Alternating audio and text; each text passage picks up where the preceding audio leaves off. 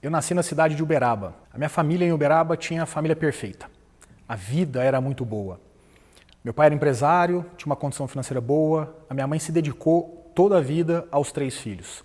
Eu e minhas irmãs, nós tivemos educação, nós tivemos carinho, nós tivemos todo o apoio para seguir uma vida que a gente escolhesse. Aos 19 anos de idade eu fui para São Paulo. Em São Paulo as coisas aconteceram.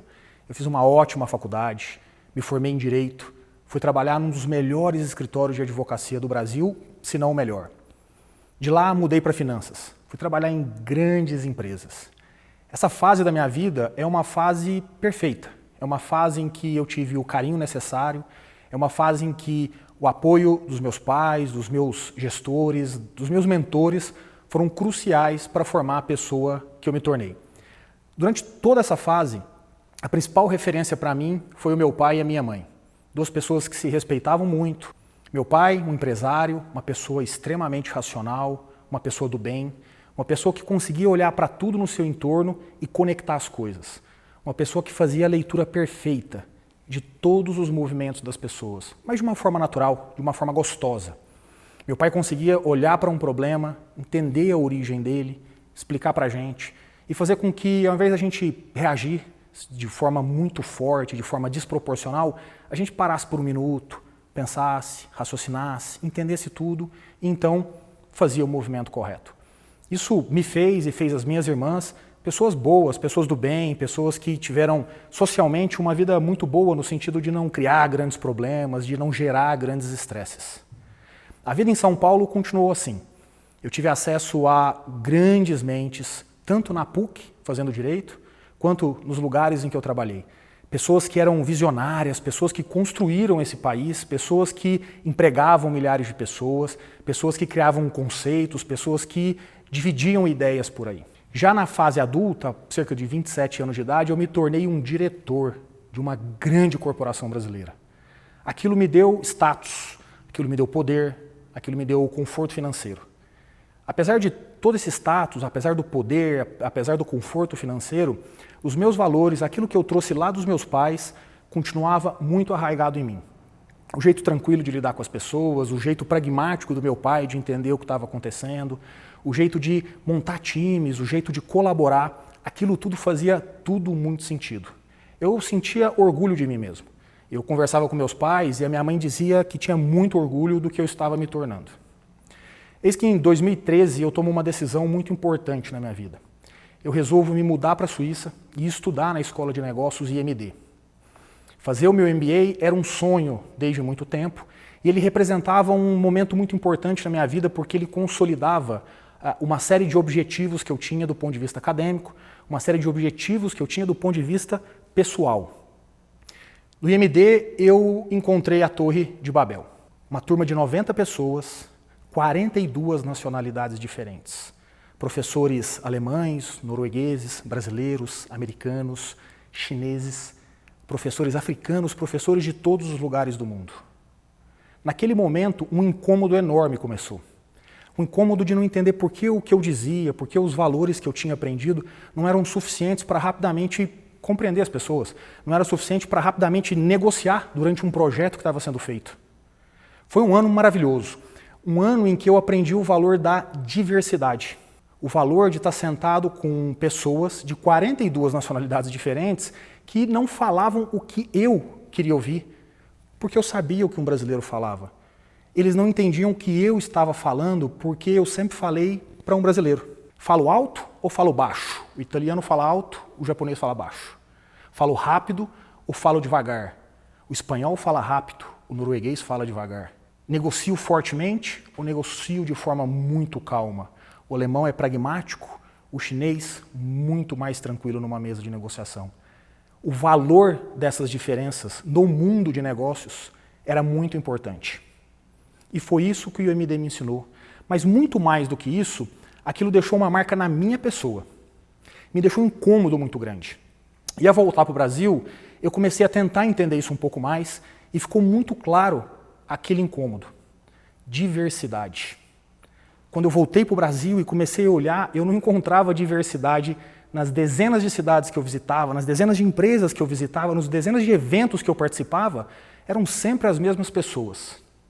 E foi aí que eu entendi que eu nasci para ser bem-sucedido. Branco, homem, heterossexual, filho de classe média, bem educado. Qual era a chance de eu ser mal-sucedido nesse país? Zero. Mas parte dos valores que meus pais me ensinaram falava muito com a questão da justiça, do equilíbrio.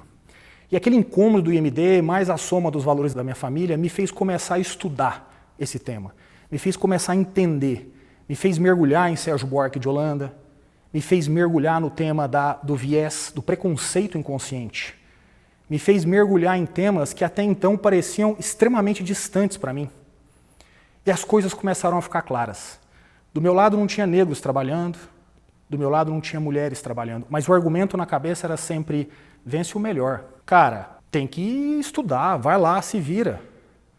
Esses argumentos começaram a mudar. Entender a diversidade, compreender os problemas estruturais do Brasil, me fizeram um especialista no tema. Eu mergulhei de fato e eu comecei a escrever sobre o tema, pessoas começaram a me procurar. Nada demais, mas pessoas começaram a me procurar para falar sobre o tema em outras empresas.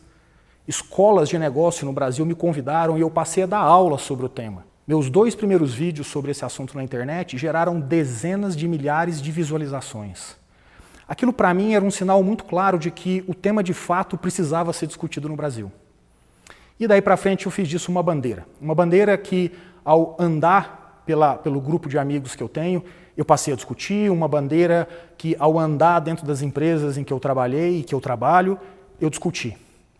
E é muito lindo ver esse processo de mudança no Brasil. Eis que, em abril de 2020, a pandemia chega no Brasil. E a pandemia foi muito marcante para mim nesse sentido.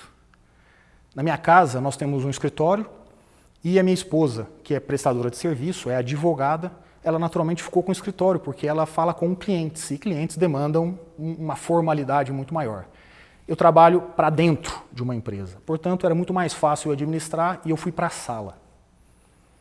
A pandemia foi rolando e a cada momento em que algumas demandas da minha casa apareciam, demandas essas que até então eu não tinha contato, alguma coisa dentro de mim me chamava muito a atenção. Quando meu filho, quando a minha filha chamavam, tropeçavam, caíam, machucavam, alguma coisa gerava um incômodo muito rápido, mas aquilo passava. Quando chegava um pacote da entrega de uma compra que tinha sido feita agora, né, ou durante aquele momento sendo feito tudo pela internet e recebendo por delivery, quando a campainha tocava, alguma coisa mexia comigo e eu ficava quieto. Em 2015, quando eu conheci a minha esposa, ela me disse uma coisa, ela disse, olha, esse livro para mim foi muito marcante. E ela me entregou um livro à época do escritor Michael Gladwell, um livro chamado Blink, que fala sobre o poder da intuição. O meu pai me ensinou a ser uma pessoa pragmática, a olhar para os fatos, entender os dados e dizer, isso é certo porque os números estão dizendo, isso é certo porque esses são os fatos e os fatos levam a isso. E eu me tornei uma pessoa pragmática, extremamente pragmática. Blink não falava comigo. Blink falava sobre o poder da intuição, sobre o poder de você compreender o porquê que o seu cérebro às vezes te chama a atenção rapidamente e você ignora aquilo e segue. Porque você continua buscando fatos e dados para compreender um problema, para compreender uma situação, para tomar a sua decisão. Mas alguma coisa estava estranha durante a pandemia. E eu resolvi começar a anotar todas as vezes que essa intuição, esse pequeno chamamento que o lado inconsciente do cérebro faz, aparecia. Eu peguei uma folha de papel e comecei a fazer pequenos riscos para começar a entender a quantidade de vezes que aquilo aparecia. E para minha surpresa, no final de um mês, 9, 10 vezes havia um risco. No final do segundo mês, mais 9, 10 riscos. Curioso é porque aquela intuição, ela não era clara para mim. O que Blink ensina é que o cérebro, o lado da intuição do cérebro, ele consegue angariar informações e montar padrões.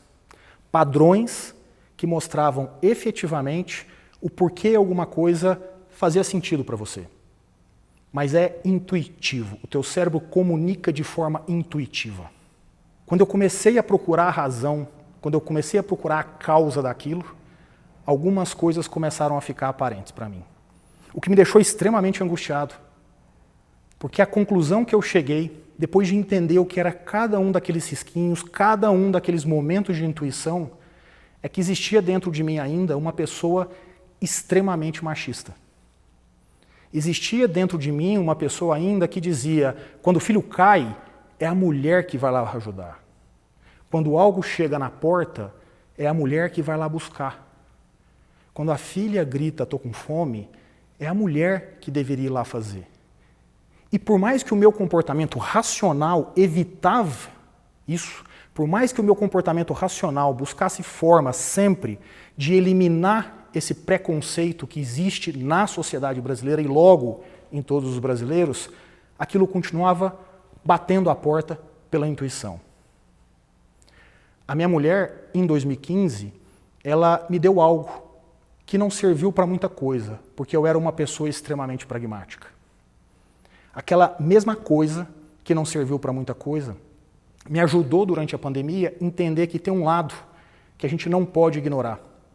O lado de um passado extremamente doloroso de uma sociedade machista, o lado extremamente doloroso de uma sociedade preconceituosa com o negro, com o homossexual, com a mulher e vários outros grupos da nossa sociedade brasileira. Essa pandemia, para mim, teve um valor para mostrar que, independente do tempo de estudo, independente de se tornar uma pequena referência sobre um determinado tema, a diversidade, que para algumas pessoas era suficiente para que eles pudessem absorver conhecimento. Isso tudo não era suficiente para poder apagar, no meu inconsciente, os séculos de opressão desse país, os séculos de escravidão desse país, os séculos em que nós pegamos a mulher e colocamos ela num lugar com muito pouca opção, em que nós colocamos o negro e não demos opção para ele, em que a gente colocava o homossexual dentro do armário e essa piada dentro do armário na prática quer dizer sofra sozinho aí dentro. A gente demorou muito para poder sair disso e a gente precisa ter a consciência, e essa pandemia veio para trazer isso para mim, que independente do racionalismo, para compreender o que é muito evidente, existem marcas muito fortes na sociedade.